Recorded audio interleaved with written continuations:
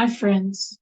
It's September 8th, 2023. It's been 362 days since I visited with my brother Paul. He's been isolated and confined by his group home, L'Arche. That's L'Arche.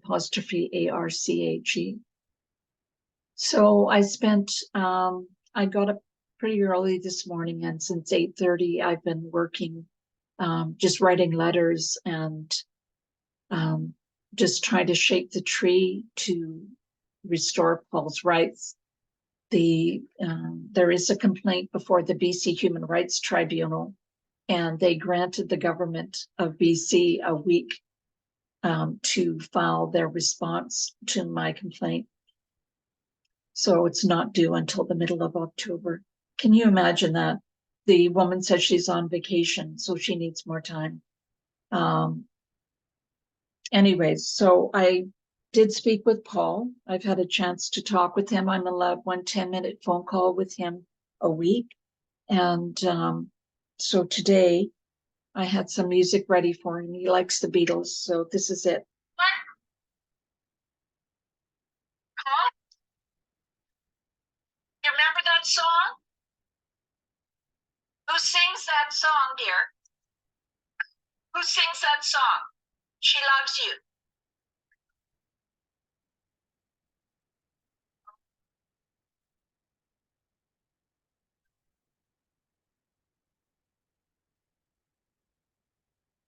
Love like that, you know, can't hide.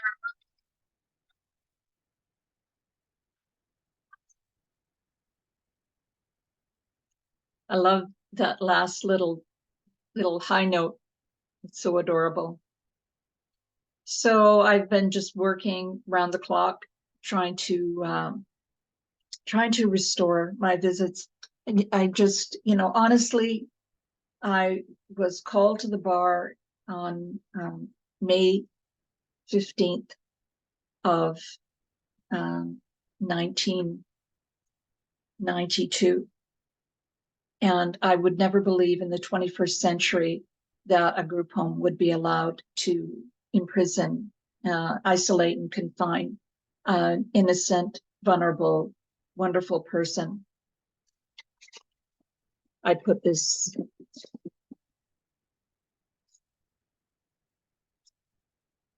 up when I'm talking to Paul so that I can visualize him. Somebody pointed out, Jessica Vanderveen actually is a friend of mine on Facebook, and she's been super supportive. She's contributed more than anybody else to our GoFundMe account. And she spent about an hour with me on the phone after the hearing on September 6th.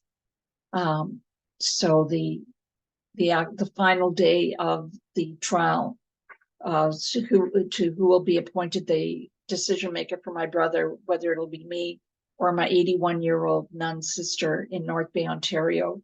The last day of hearing now is going to be October 6th.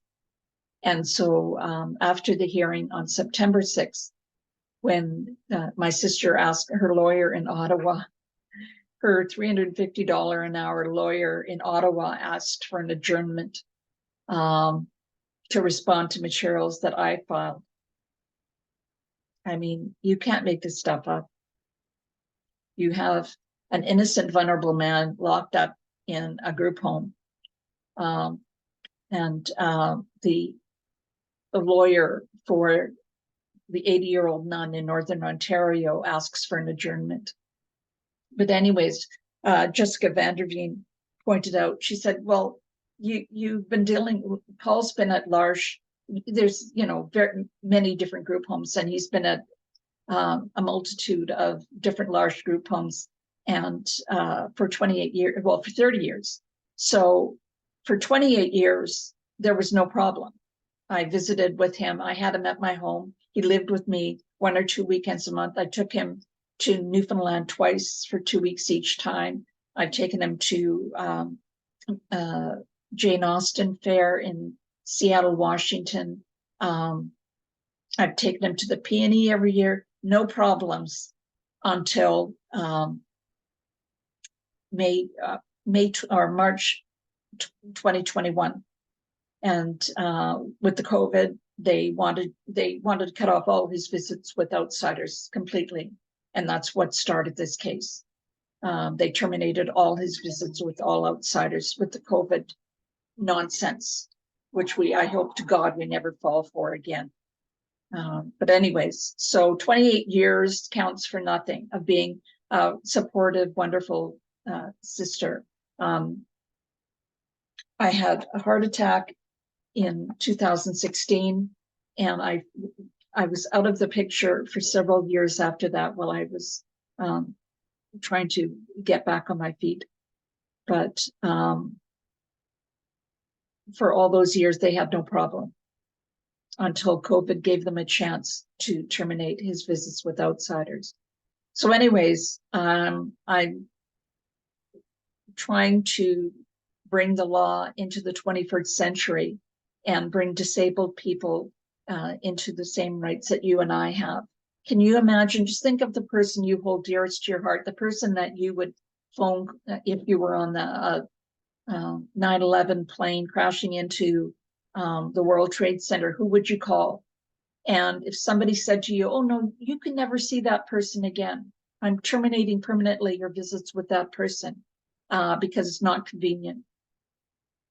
And I have an expert opinion from Dr. Larry Kravanik, who's probably the most senior psychologist and registered psychologist in British Columbia. And he says that visits with me are an administrative burden, and that it would be easier for L'Arche if family members weren't an inconvenience. So that's it for today, everybody. Again, I'm asking you, I just spent $120 swearing affidavits this week, and $36 on copying those affidavits for the court. And and the thing I forgot to mention is that the judge who heard our hearing on August 1, 2, and 3 lost the entire file. So you can see those binders behind me. There's 6 binders containing the court file. It's called a petition record file. And when I was in court on September 6th, the judge said he didn't have those binders anymore. So all the evidence that I referred to on August 1, 2, and 3 has disappeared. So I wrote the Supreme Court Registry in Vancouver, and I said, if you don't find those binders, that petition record, my petition record, they had my sister's petition record, which was 2 binders, but I've got the whole file. And my petition record is more comprehensive than theirs, of course, because they left out things that inconvenient truths. So the judge lost the binder that it took me 2 weeks to photocopy, $500 in copying costs. They've just lost it. So I said, I need to be reimbursed $2,500 if you don't find that binder. But I mean, those binders would have the judge's notes in them, stickies that places that, points that he found important, and it's just completely lost. So if this case could go any more haywire, but again, I'm going to drag the rights of disabled people kicking and screaming in Canada into the 21st century. Please consider contributing to our GoFundMe account. The link will be in the description box below. Pray for us. Don't underestimate the power of prayer. Go to your gurdwara, your temple, your synagogue, your church, and just pray for us, or pray for us where you're sitting right there. I mean, what's the harm in that? And cut and paste. I'll put a little email that you can write to bureaucrats in British Columbia, each of whom with one phone call to L'Arche could say, hey, you know how you're isolating and confining Paul Kierans away from his sister and her away from him? Stop doing that. So just, I put a draft email and the list of bureaucrats that you can address it to, but you can write any kind of email that you want. And if you do that, if you pray for us, if you contribute to our GoFundMe account, I'll get a message. But, and thank you so much for my wonderful friends who have done that. Paul Fraser, Sue Morley, Jessica Vanderveen, Eleanor Cowan are a few people that come to mind. I should have the list memorized, but I'm afraid I don't. Consider contributing to our GoFundMe account. I'm up against multi-billion-dollar respondents, the Public Guardian and Trustee of British Columbia, the Government of British Columbia, L'Arche. These are multi-billion-dollar respondents that I'm up against, but we're going to win. We're going to win. So take care. As I said, consider praying for us, cutting and pasting an email and sending it off to the bureaucrats, and of course, contribute to our GoFundMe account. Thank you so much, everybody, and have a wonderful, sunny September weekend. Take care. I love you so much, Paul. I'll see you soon. Oh, Paul, here's the hat that I got for you at Lids. Look at that. Isn't that beautiful? Pittsburgh Pirates.